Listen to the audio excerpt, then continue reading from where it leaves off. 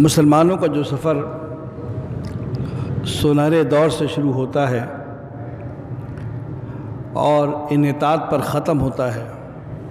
آغاز سے بلندی اور انجام زوال پذیری، کہ انہیں متہم کیا جاتا ہے کبھی شدت پسند، قدامت پسند، اور کبھی بنیاد پرست اور اب دہشت گرد، کہ پوری دنیا میں ہونے والے اگر کسی مسلمان سے اس کی کہیں نسبت ہو جائے تو اس کا تعلق اس پرٹیکولر مسلمان کو دینے کی بجائے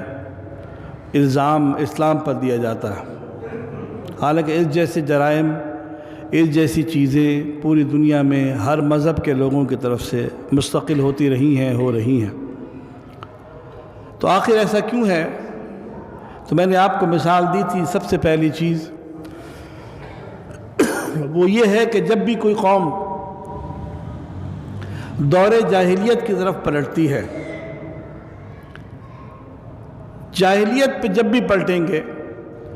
پرانی باتوں کو لے کر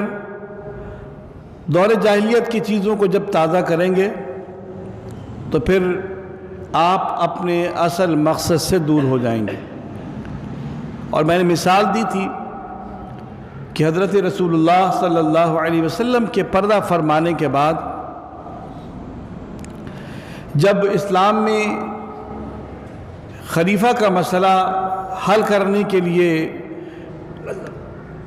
صحابہ کرام نے آپس میں از خود مشاورت شروع کی، قریب تھا کہ دور جاہلیت کی یاد تازہ ہوتی، اس وقت پروردہ رسول، خلیفۃ الرسول، امیر المومنین سیدنا حضرت ابو بکر صدیق رضی اللہ تعالی عنہ کو اللہ کریم نے منتخب فرمایا کہ آپ نے انتہائی معاملہ فہمی کا ثبوت فرمایا اور آپ نے وہ مسئلہ چشم زدن میں حل فرما دیا۔ یہ اسلام پر ایک ایسا احسان ہے کہ جس کو آج تک اتارا نہیں جا سکتا۔ جناب صدیق اکبر رضی اللہ تعالیٰ عنہ نے اس مسئلے کو اور جیسے اور نہ جانے کتنے مسئلوں کو حل کیا، لیکن چونکہ میں اپنے موضوع سے منسلک رہتے ہوئے عرض کروں گا کہ دور جاہلیت جب بھی لوٹ کر آئے اسلام کو ہمیشہ نقصان ہوتا ہے۔ اب آپ دیکھیے کہ جب صدیق اکبر رضی اللہ تعالیٰ عنہ آپ کے پردہ فرمانے کا وقت آیا تو ایک مرتبہ پھر اس مسئلے نے سر اٹھانا تھا، اور وہ مسئلہ کیا تھا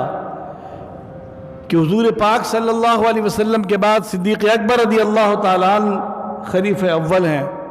جب آپ جائیں گے تو خلیفہ کون ہوگا؟ تو جب سرکار صلی اللہ علیہ وسلم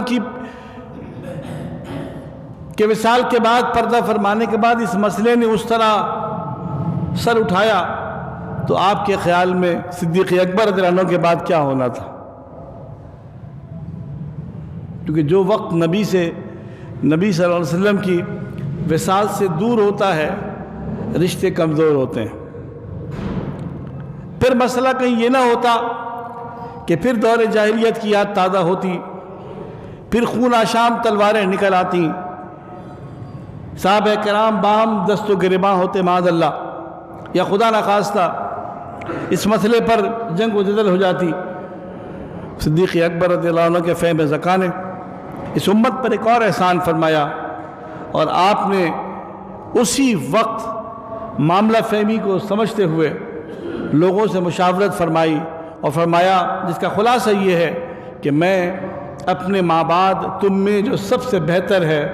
اس کو خلیفہ نامزد کرتا ہوں۔ یعنی آپ نے، میں انشاءاللہ چلی گفتگو میں چل کر یہ بھی عرض کرتا ہوں کہ جناب صدیق اکبر رضی اللہ تعالی عنہ نے نامزدگی فرمائی عمر بن خطاب کی۔ سیدنا عمر بن خطاب کا نام سنتے ہی تو لوگوں کی ٹانگیں کب کمانے لگیں، کیونکہ آپ کا جو روب و دبدبہ تھا، آپ رضی اللہ تعالی عنہ کا جو لوگوں اور جثہ تھا 6 فٹ سے نکلتا ہوا قد، اور اس قدر طاقتور انسان تھے، اس کیفیت میں لوگوں کی چیخیں نکل جاتی۔ لوگوں نے آہستگی سے ڈرتے ڈرتے صدیق اکبر سے کہا، امیر المومنین آپ اس شخص کو ہمارے درمیان خلیفہ چھوڑ کر جا رہے ہیں کہ جو بڑے سخت ہیں، اور خلافت کے لیے سخت بندہ تو نہیں چل سکتا۔